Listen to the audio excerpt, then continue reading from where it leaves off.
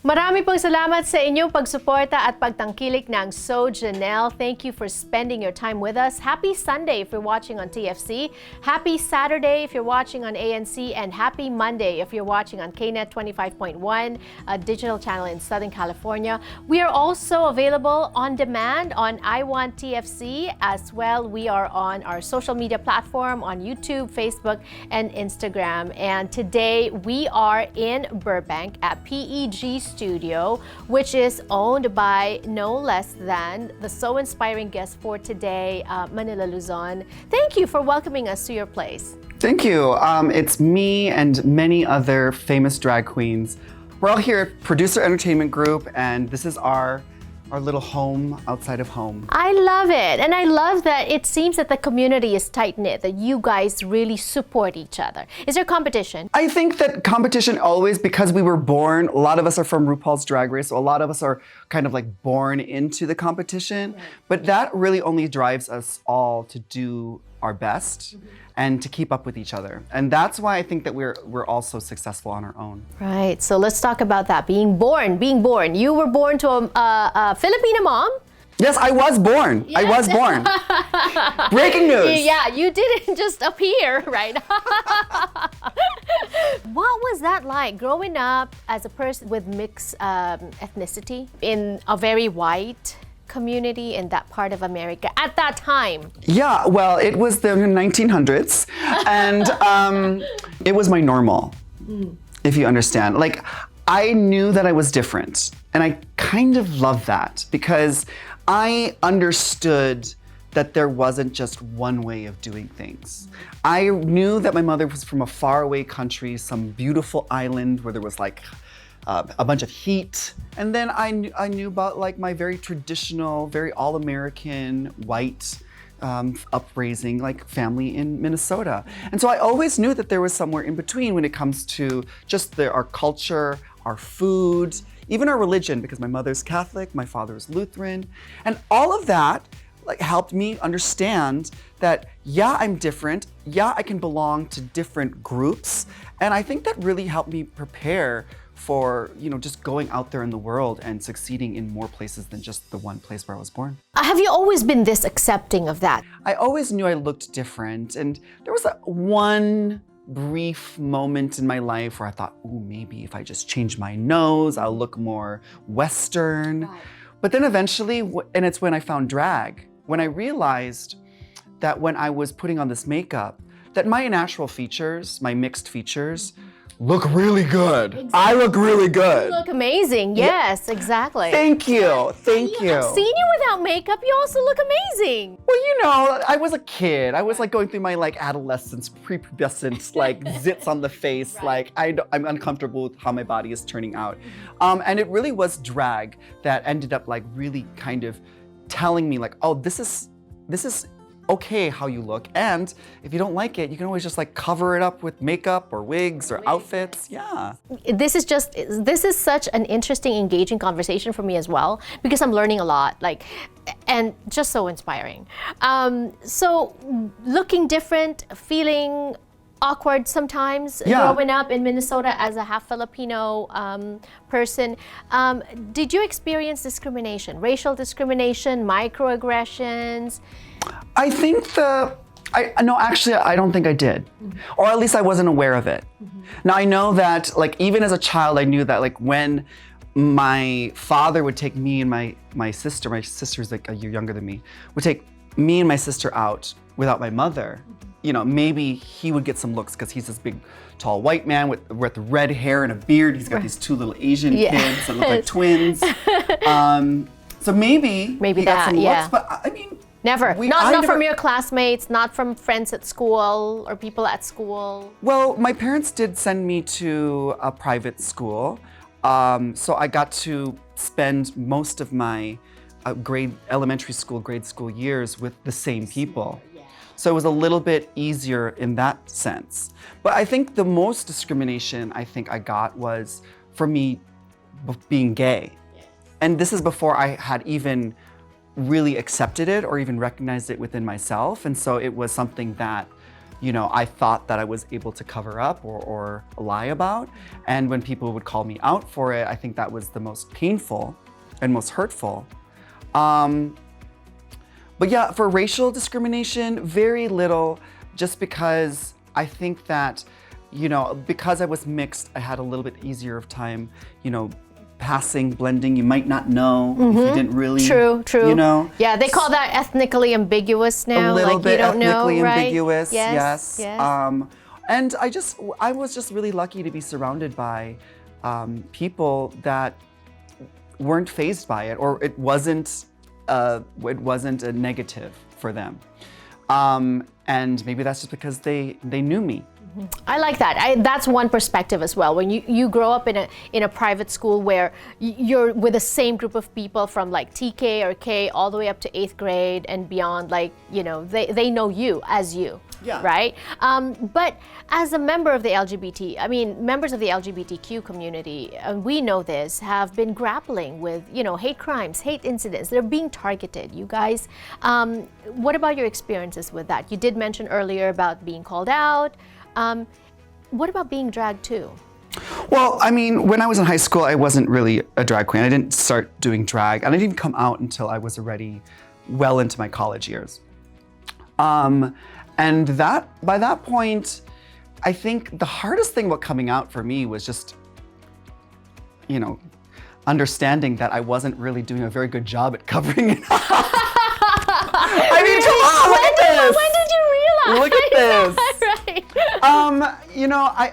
I was coerced out of the closet, almost pushed out of the closet. And it was probably, at the time, it was very devastating because everything that I had kind of set up for myself and what I knew was kind of turned upside down.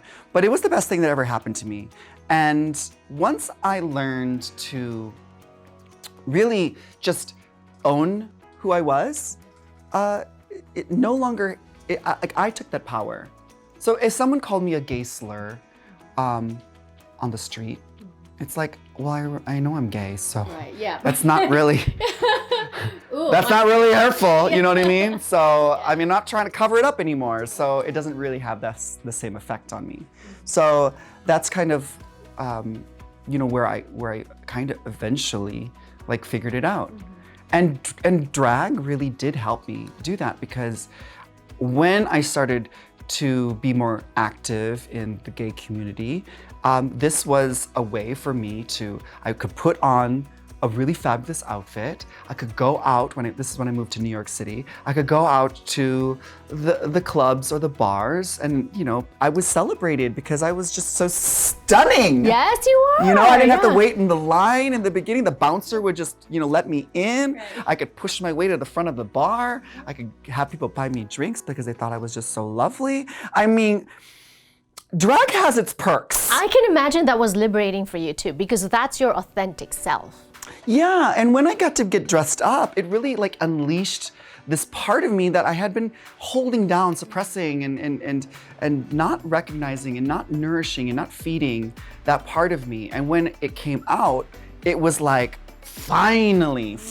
And there was a big difference between my personality out of drag and in drag. And as I've been doing drag longer, those personalities have blended, so it's now just my personality. I'm like this with a wig or without the wig. Right. I'm gonna ask this question about family, because Filipinos are all about family, all about faith, right? How did your family accept, how did your mom accept it when you came out? Well, when I came out as gay, I just told my parents, I just was like, let me just tell them, I'm just gonna tell everyone. I didn't tell my grandparents. I thought I would spare them. Right.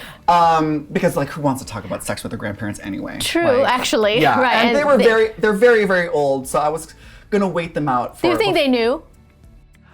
Eventually my grandfather found out when he discovered Google. Did he talk to you about it? Yes, he was very confused and I had to explain it to him. But my parents, they had their bit of denial. My father was very reluctant because it was something that he had never really encountered before. He didn't know how to approach it, you know, like everything else, like he had researched, this is part of his life. He was able to share that with me. This is something that was completely new to him. He was gobsmacked. He didn't know how to, you know, have a conversation with me. Maybe caught him blindsided too? Did he not know? Did he not have any inkling? I would love to think that I was that that good, or my parents were in that much denial, but there's no way, because like I would go into my mother's closet. My mother, you know, she shared a closet with my father, but then she also had some of her wardrobe in my sister's closet, and then she also had like all of her good stuff in my closet because she didn't want my sister playing it. Right. You know, she should have been a little bit more She wise. should have, right. I was playing in all my mom's good stuff. Yeah. Right. Yeah, it was difficult for them to accept at first, but honestly, like my parents have always been so supportive of my education, of when I wanted to do theater in high school, of all of the times, all the art classes that they sent to me, like traveling around, taking me to museums and exposing me to the things that I liked. So this was really no different. Eventually they came around. And I think it was because, like, you know, I went on television and I was getting recognized, I was getting gigs, I was making more money doing drag than I was at my office job.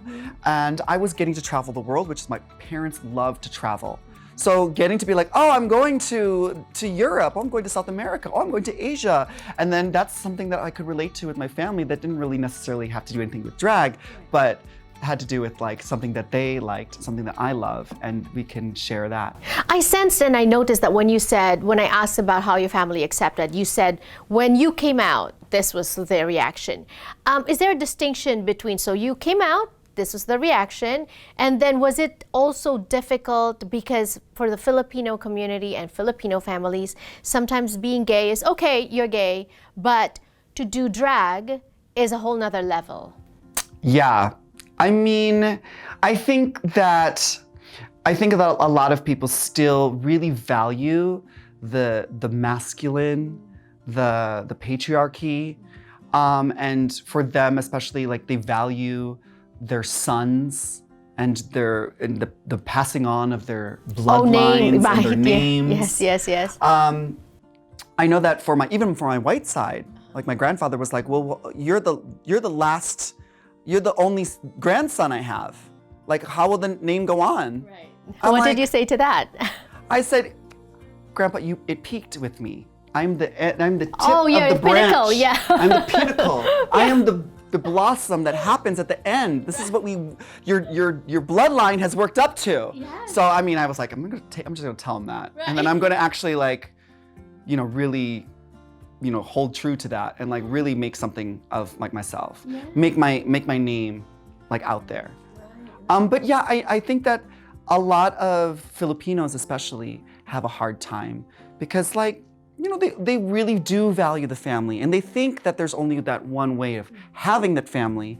But I think my parents, like, especially because my parents come from, you know, different backgrounds, that they understand that it's not all about doing it the way that you thought. Yeah, my parents, my mom married a white man, my dad married an Asian woman. So they really kind of had it, like, they were doing it a little different. They were rebels already. They were already rebels in their own way. Yeah. And, you know, also I have my sister and she has her family and she has a Filipino husband, so they have the Filipino babies. So we're good on we're good on the Filipino kid side. I don't need to have any children. Besides my drag children. Right. Would you not? Is that not in the future for you? I'm gonna have you Jannelle, put them in suspense. Jannelle, are you really gonna like? I'm gonna get there. I'm gonna go there. That's when we return on the show. Don't go away.